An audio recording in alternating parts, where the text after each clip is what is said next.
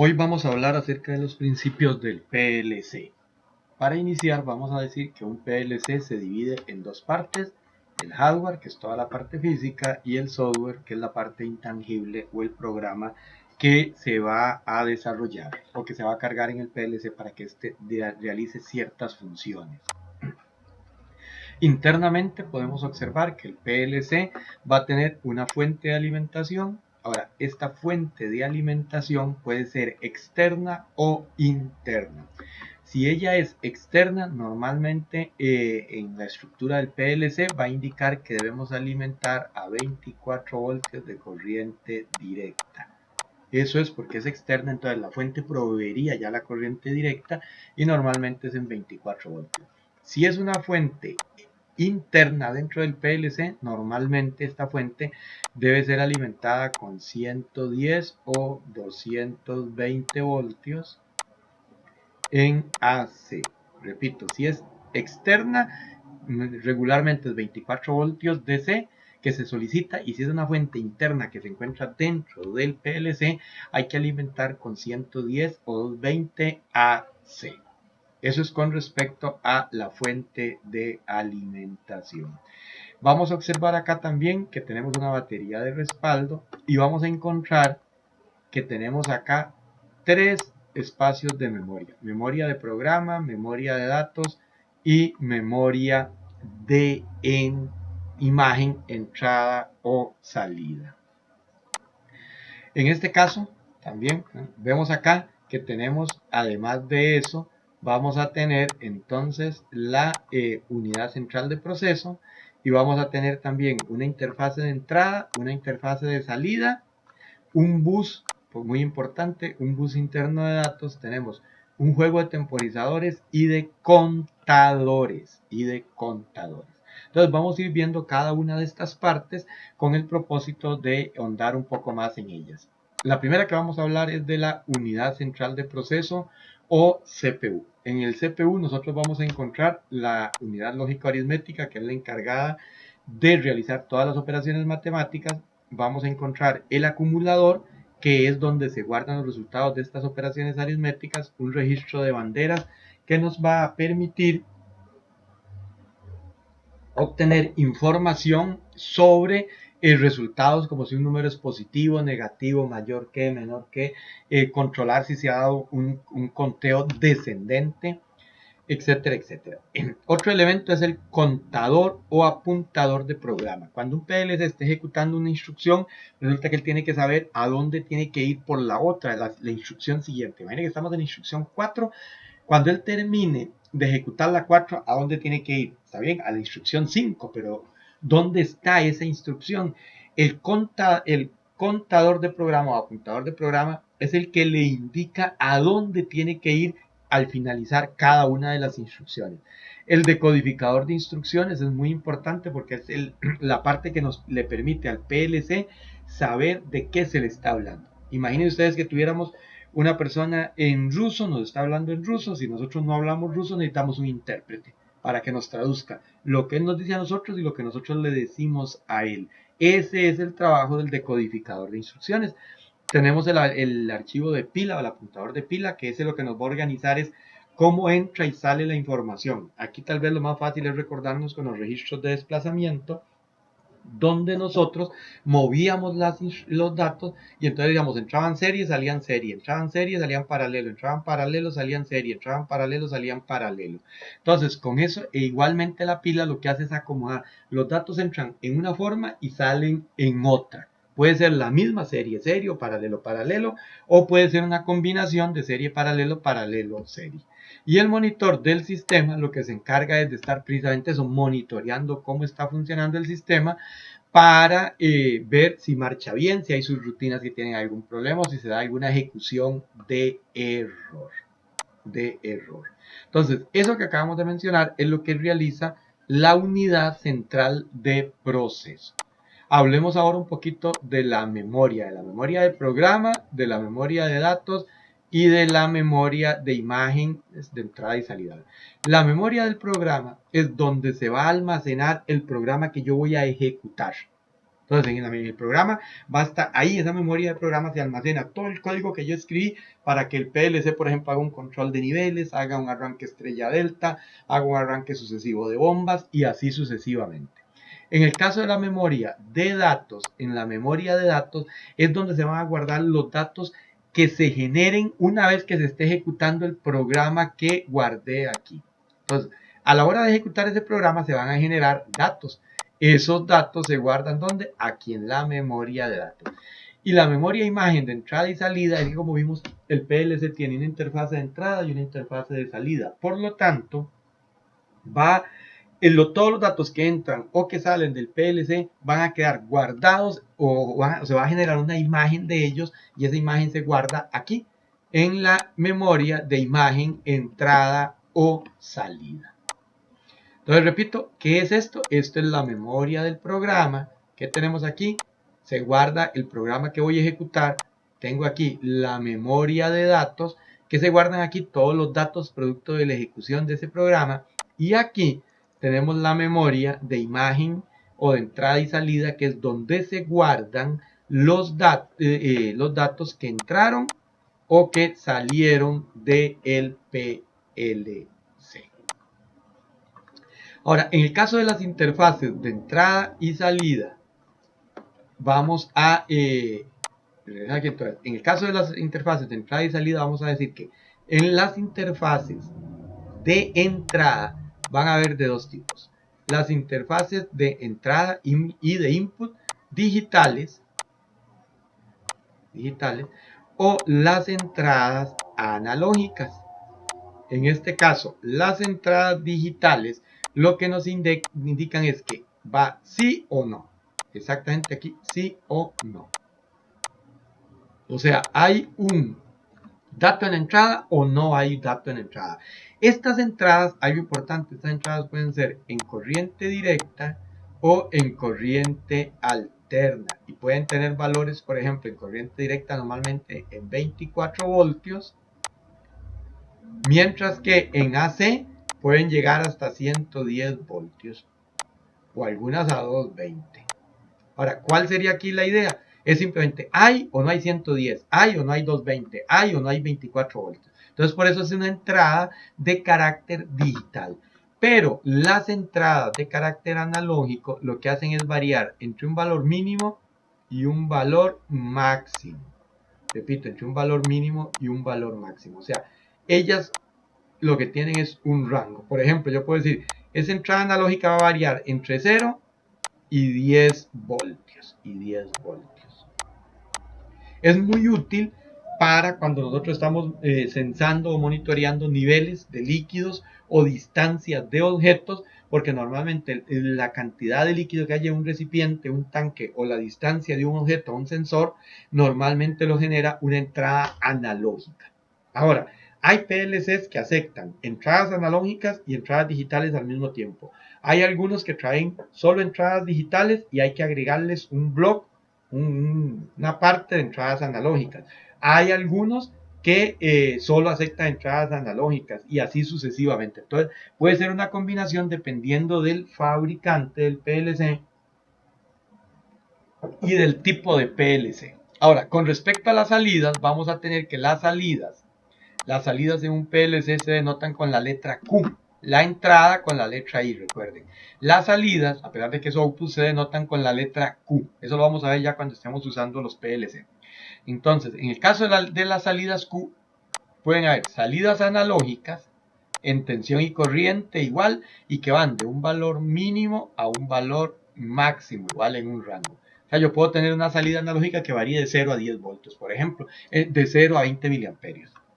Pero también hay salidas digitales. O sea, se accionan o no se accionan. En este caso, de las salidas digitales vamos a tener de dos tipos. Las salidas que son a relé y las salidas que son a transistores. En el caso de las salidas a relé, normalmente lo que es un contacto normalmente abierto que nosotros cuando activamos la salida, la energizamos desde el interior del PLC, el PLC le dice a la salida, actívese. Entonces lo que hace es cerrar este contacto. y cuando se desactiva lo abre. Algunos PLC también aquí nos brindan la posibilidad de tener un contacto doble, o sea, tenemos uno normalmente cerrado y uno normalmente abierto. Aquí un NC y aquí un NO y aquí un común. Entonces, está desactivada común normalmente cerrado. Se energiza la salida Q, entonces esto pasaría aquí y tendríamos un normalmente, cerraríamos el contacto y abriríamos el otro. Estas son alternativas de distintos tipos de salida al relé. Internamente lo que tendría el PLC son unos relecitos que nos permiten precisamente cerrar o abrir ese contacto o ese juego de contactos. Tiene la ventaja de soportar una buena cantidad de corriente para un PLC y la desventaja de que hay desgaste mecánico en el cierre y abre de los contactos y además que su tiempo de reacción es lento. En el caso de las salidas a transistores, normalmente lo que se hace aquí es habilitar, energizar la base del generador de un transistor y casi siempre son MOSFET y en algunos casos se usan IGBTs. Ventajas de los transistores: son muy rápidos a la hora de conmutar, de activar la salida. No presentan desgastes mecánicos, pero la corriente que soportan es menor que las salidas a relé. Eso sería entonces con respecto a las interfaces de salida y de entrada. Acá también vemos que tenemos, ya hablamos de la fuente de alimentación, ¿verdad? Que puede ser externa o interna, y ahora hablemos de los buses de comunicación. Este bus es un bus de comunicación interno dentro del PLC y se divide en tres: bus de datos, el bus de direcciones y un bus de control. Bus de datos, bus de dirección y bus de control. Si vemos acá, entonces aquí lo tenemos: el bus de control, el bus de datos y el bus de direcciones. Ahora sí, ¿qué es el papel que juega cada uno de estos buses? Bueno, el asunto es el siguiente. Internamente, acá nosotros vamos a tener entonces esos tres buses, ¿verdad? Datos, control y dirección. Entonces, imaginémonos de que el programa que está guardado aquí, recuerden que hay un programa que se está ejecutando, ¿verdad? Este programa le dice a esta unidad central de proceso: necesito que tome y vea cuál es el tiempo del temporizador 4. Vamos a hablar de que hay un temporizador 4. Y se fije cuál es la entrada 1. Y sume el valor de la entrada 1 con el valor que tiene el temporizador 4. Entonces ya nosotros sabemos que dentro de esta unidad está la ALU, que es la que va a hacer esta suma. Que la ALU va a guardar ese contenido, ¿dónde? En el acumulador, y que después lo va a guardar en la memoria de datos, porque es un dato que se está promoviendo o se está obteniendo a la hora de ejecutar un programa aquí, que está guardado aquí en la memoria de... Vamos ahora sí. Pero aquí viene la pregunta: ¿cómo sabe la unidad central o el CPU, cómo sabe llegar al temporizador 4 y cómo sabe cómo puede llegar a la entrada 1? Precisamente aquí es donde está el chiste. Entonces, ¿qué vamos a tener? Que el bus de direcciones es por donde se maneja la información necesaria para saber dónde llegar y dónde están las cosas que ocupa el CPU. El bus de control es el que tiene la información que le permite ejecutar esas cosas. Digamos, el bus de control le va a permitir llevar toda la información para sumar esos dos números. Mientras que el bus de datos es el que le permite a la CPU transportar el resultado de esta operación. Entonces hay una combinación del bus de control, bus de datos y bus de direcciones. Repito, el bus de datos lleva por dentro y transfiere por todo el PLC internamente los datos que se generan. El bus de direcciones lo que le ayuda es a saber cómo llegar a cada parte del PLC interno, obvio está la parte interna, y el bus de control es qué hacer una vez que yo llego ahí. Eso sería entonces lo concerniente a este juego de buses que tenemos aquí interno. Hay buses de comunicación externos que en realidad son protocolos cuando yo quiero comunicar varios PLCs entre sí y hacer una serie de cuestiones, pero eso es tema de otra clase.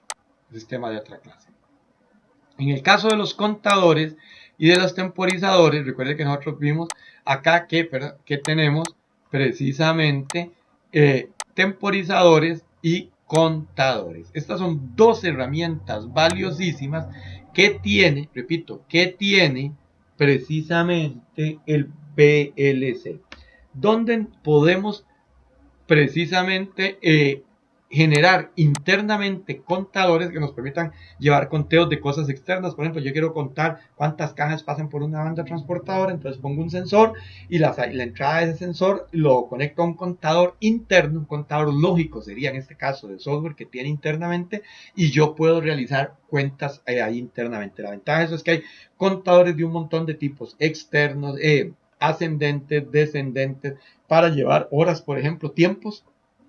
Entonces yo tengo ahí contadores que los puedo organizar para llevar cuentas anuales, mensuales, semanales, diarias.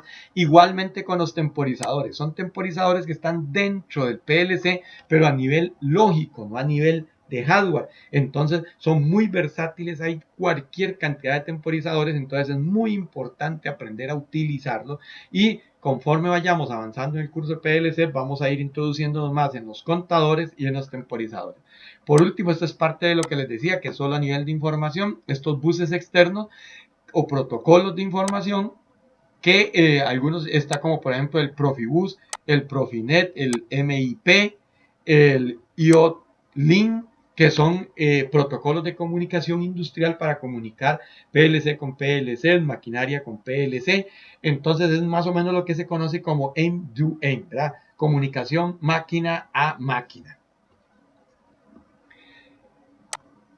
A nivel de PLCs podemos encontrar varios tipos, que son los PLC compactos, los PLC modulares, el PLC de tipo montaje y el PLC con panel de operador. Recuerden que el PLC con panel de operador es que trae un panel ya sea directamente pegado al PLC o separado con un cable umbilical que se le llama, y la idea es que desde ese panel de operador el PLC lo pueda programar, pueda monitorear información y una serie de cosas. Es como una pantalla, dicho de otra forma, para que el PLC pueda obtener y brindar información. No importa el tipo de PLC, yo puedo manejar 4 modos de operación en el PLC. El primer modo es la operación run. Cuando el PLC está en run, lo que está haciendo es corriendo el programa que está donde, en la memoria de programa, el programa que yo escribí, que yo le cargué. Cuando yo pongo, o el PLC se pone en el modo stop, el modo stop lo que hace es, no es que detiene el PLC, ojo, no lo detiene, sino lo que hace es que él deja de ejecutar el programa que yo le cargué, programa de ejecución principal, y ejecuta otras subrutinas o programas internos. A veces es para monitorear algunas cuestiones, algunas variables internas, o para hacer algún chequeo interno antes de correr el programa principal. Depende de qué es lo que está realizando el PLC, pero algo importante es que el modo stop no es que para el PLC, sino es que lo que para es la ejecución del programa principal. El modo error es cuando el PLC detecta que hay un error de hardware o de software. O sea, puede haber un error de programación, entonces él se pone en modo error, o un error de hardware, que yo conecte un sensor a una salida, por ejemplo. Los sensores son para las entradas del PLC, entonces conecté algún dispositivo que era de entrada en la salida, por poner un ejemplo. Y el cuarto modo es el power on.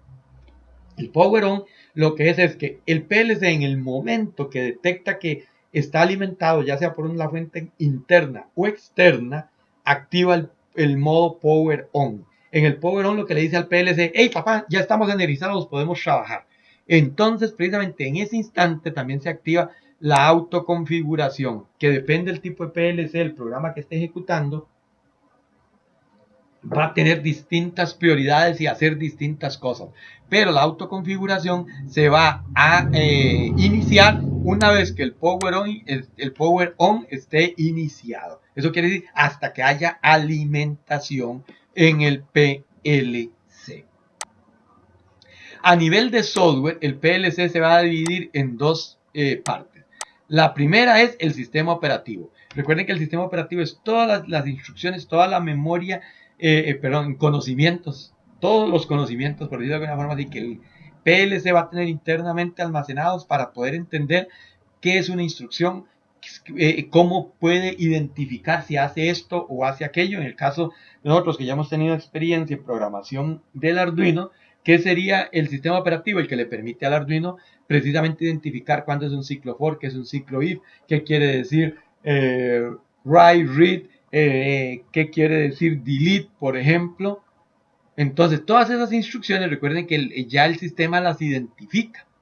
¿Cómo lo hace? Con la información que está en el sistema operativo. Y la otra parte sería el programa principal o el programa que yo escribí para que él realice ciertas funciones.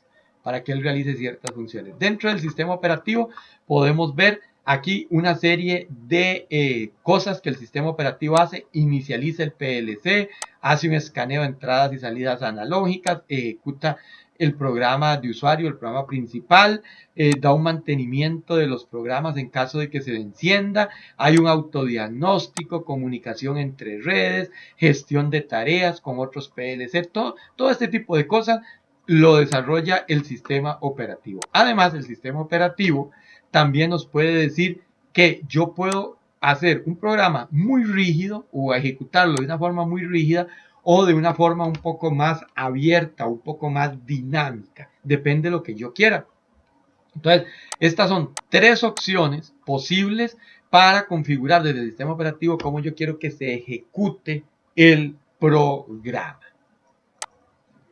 Además, desde el sistema operativo yo puedo habilitar o deshabilitar, o sea, usar o no usar tres tiempos importantísimos, que es el tiempo de escaneo del programa, el tiempo de ciclo y el tiempo de respuesta. Estos son tres distintos tiempos que puede llevar el PLC y que gracias al sistema operativo yo puedo decidir si los uso o no los uso. Ahora, con respecto a la segunda parte, el lenguaje de programación, vamos a tener aquí entonces que el PLC, hay distintos lenguajes de programación. El primer lenguaje son funciones secuenciales o las funciones que llamamos SFC. El segundo programa más usado son bloques de funciones o BFD. Este programa es uno de los dos que vamos a utilizar para el desarrollo de nuestros programas. El bloque de funciones o BFD. El tercer tipo de programa es el tipo en escalera o LAD. Repito, tipo en escalera o LAD, que es el segundo tipo de programa que vamos a utilizar. El siguiente es texto estructurado o ST. Y por último, la lista de instrucciones o ILOST. Hay cualquiera de los dos. O sea, entonces tengo funciones secuenciales, es un lenguaje de programación para PLC. Bloques funcionales es otro lenguaje de programación. Tipo de escalera es otro lenguaje. Texto estructurado es otro lenguaje. Y lista de instrucciones es otro lenguaje. Nosotros nos vamos a quedar con el bloque de funciones, o sea, lenguajes FBD y el tipo escalera o layer que es LAD. Entonces, estos son los principales lenguajes que se utilizan para la programación de PLC. En el caso de algo importante, no por promoción, pero Siemens ha tenido un impacto terrible. Cuando era terrible es de cobertura, enorme, no terrible, un impacto enorme en el asunto de los PLC, y entonces ha popularizado tres lenguajes propios de ellos. El lenguaje FLUP, que es en realidad el denominado diagrama de funciones, o sea, en este caso sería prácticamente el equivalente a nuestro bloque de funciones. El lenguaje COP, que es el de escalera, y el lenguaje AWL, que es el de lista de instrucciones. O sea, el de lista de instrucciones y los dos que vamos a utilizar en los otros PLC tienen estos nombres, pero en la marca Siemens se le suele llamar FLUP, COP y AWL, pero es al final lo mismo. Es la misma situación, nada más hay que mencionarlos porque son lenguajes muy, muy conocidos y muy populares en la programación de PLC Siemens. Por último, podemos decir que a nivel de resumen, repito, a nivel de resumen, vamos a decir que los lenguajes de programación para PLC son de dos tipos. El visual y el escrito. En el caso del visual tenemos el SFC, el FBD y el LAD. O sea, ¿qué son estos lenguajes? Que admiten bloques de funciones, figuras, por decirlo de alguna forma así. Es un lenguaje donde yo no voy a escribir líneas de código para poderlo programar. Mientras que en los lenguajes escritos, que son los dos más populares, el ST el IL o el STL. Entonces, en estos lenguajes nosotros sí tendríamos que escribir líneas de código para poder construir el programa principal del PLC o el programa que va a estar cargado en la memoria de programa. De esta forma, llegamos al final de esta introducción a la parte de hardware y software del PLC.